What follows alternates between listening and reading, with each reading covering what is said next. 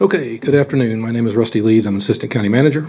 This afternoon we are here at this press conference to announce the appointment of Steve Stonehouse as the Permanent Director for the Department of Corrections for Sedgwick County. Steve has been an employee of the county for approximately 24 years. All of that time has been with the Department of Corrections. Over the course of his career, he worked from the floor up, starting as a ISO 2, an ISO 3, and then an administrator over juvenile field service programs. And then he was promoted to Deputy Director in 2013. For a period of time, about 4 years, he was the Deputy Director of both Adult and Juvenile Services, and then through a reorganization in 2017, he became the Deputy Director of Juvenile Services. We added another Deputy Director to take over Adult Services. Steve has a bachelor's degree in social work and a master's degree in public administration. He also earned an executive certificate from Georgetown University, where they did some work on juvenile issues, and a management certificate from Wichita State. Steve has experience over those 24 years working with residential programs, residential facilities, detention facilities, with evidence-based programming and the implementation of those programs, the management of. What I'll tell you is that I know that Steve, like all the members in our corrections department, he cares about people. He cares about kids. He cares about adult offenders, and trying to make sure that they get the services that a community corrections department is able to provide to help them successfully transition out of their rough period back into normal life and minimize recidivism in our community. That's the key, one of the key elements of public safety in our community, and part of the justice system that's really important. So with that, I won't drag on, but again, we want to congratulate Steve on his promotion. And at this time, I'll bring Steve up. He has a few words, and then he'll be available for some questions. So with that, Steve, congratulations. Thank you. I will move my stuff. Good afternoon. Thanks for coming. I want to start off with saying I'm very excited about this opportunity, and I look forward to what the Department of Corrections can do coming out of the pandemic and our staffing crisis that we're currently in. I've worked for the Department of Corrections in Sedgwick County since 1998, and I've been very fortunate to have wonderful mentors, leaders, and supervisors. I'd like to thank Mr. Leeds and Mr. Stoltz for this opportunity, and I'd also give a special thanks to Lori Gibbs and Chris Morales for our time as deputy directors together. We worked through some tough staffing situations, and I know that the best is to come because of what we've done in the past. The Department of Corrections, as does all of our community, faces unique challenges in our staffing situation. I'm optimistic about the future because of what the Board of County Commissioners did in raising our pay for critical staff members. This is vital for us to have a strong workforce to be able to recruit and retain employees, which directly affects our ability to provide quality services to the citizens of Sedgwick County, our clients, and their families.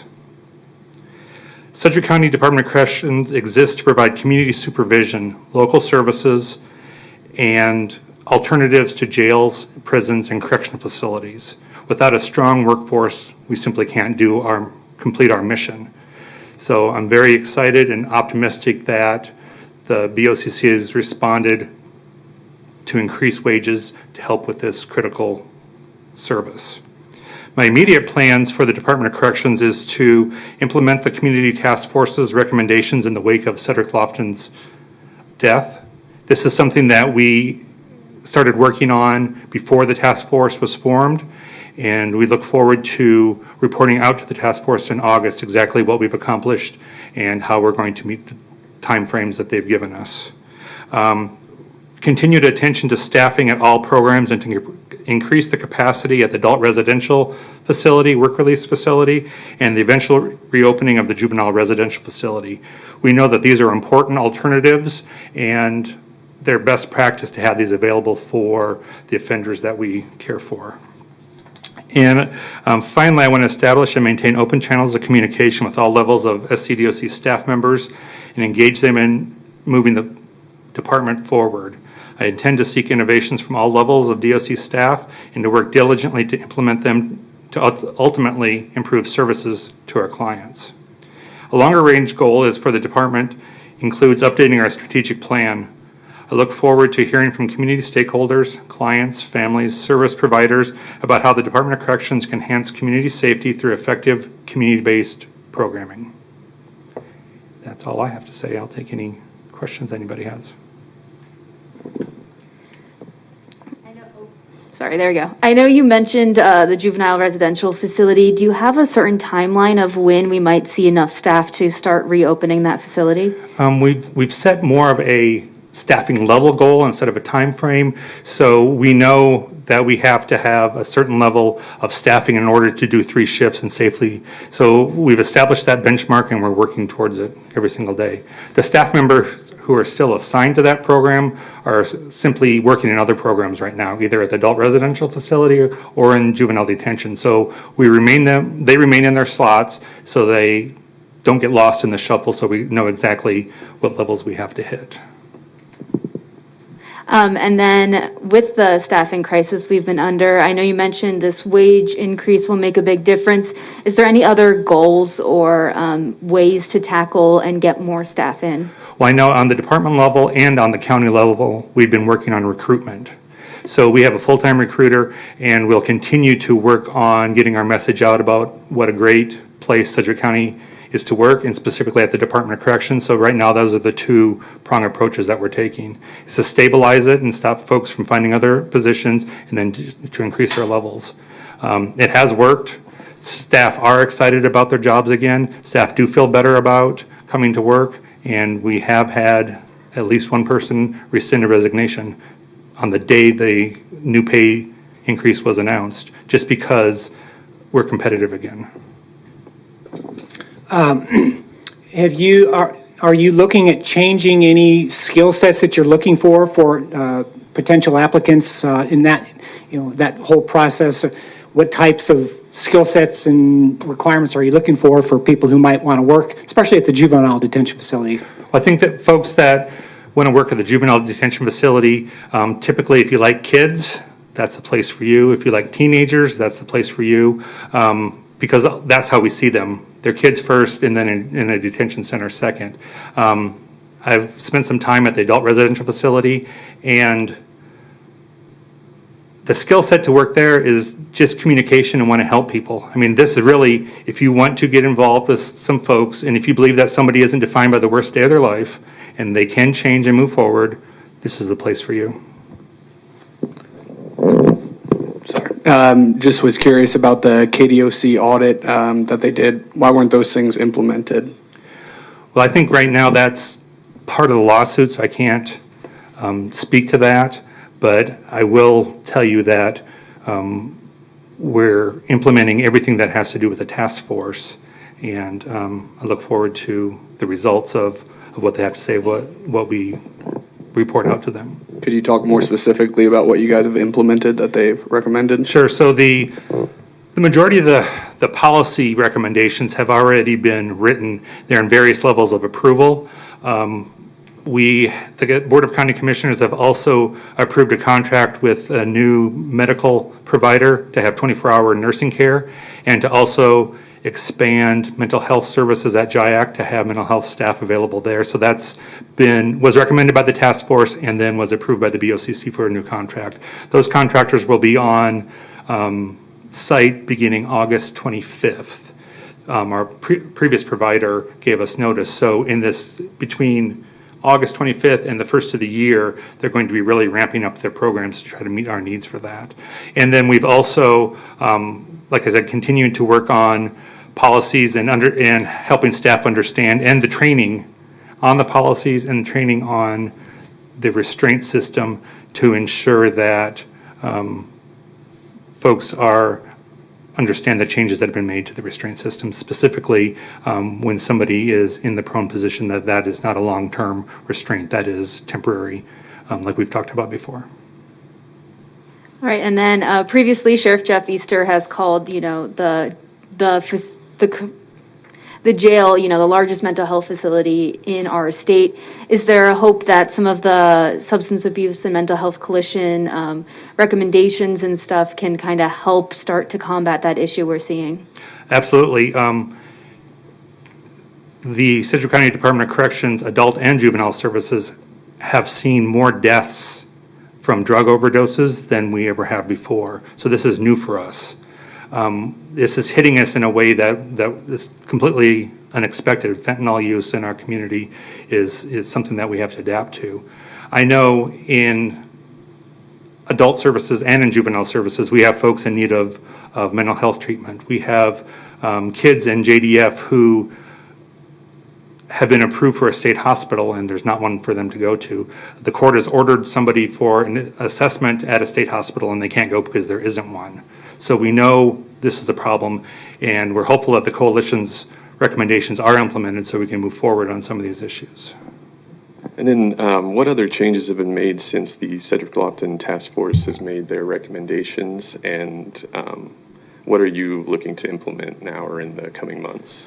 So like I talked about, the 24-hour nursing, the change in our training of a restraint system and updating on our policy and procedure. And also there's an MOU in the works with Wichita Police Department. We've been working on that for quite a while, but we've found common ground with them on how we can move forward and have a good understanding of our role and their role in juvenile justice when kids come to JIAC. So those have been significant changes that we've seen. As well as, there's a capital improvement plan for updating our security system at JDF to include audio. I've spoken before about the challenges with that. We have examples from detention centers and jails around the state where there is audio, period. It's not necessarily clear because these are hard environments. So it's going to be a challenge for us to work with our vendors and find solutions that work and actually make sense. The Memorandum of Understanding, what you guys didn't have one in place before with the police department? We did not. What's different than in it this time? Well, I think it was a recommendation coming out of the task force as well, because we have had one with the sheriff for a number of years. And the Kansas Department of Corrections, who oversees JIAC, has in their standards of operations a recommendation for an MOU with the law enforcement entities. So there's been fits and misses over the years with WPD, but the momentum coming out of the task force really helped us put some momentum together and get that taken care of. It's not signed yet, but it's in close. It's close. We'll take 2 more questions. Right. And then with, or do you foresee any issues with so many new parolees coming into Sedgwick County, and what do you plan to do about that? Well, parolees are assigned to the Department of Corrections, so we don't have a direct role in that.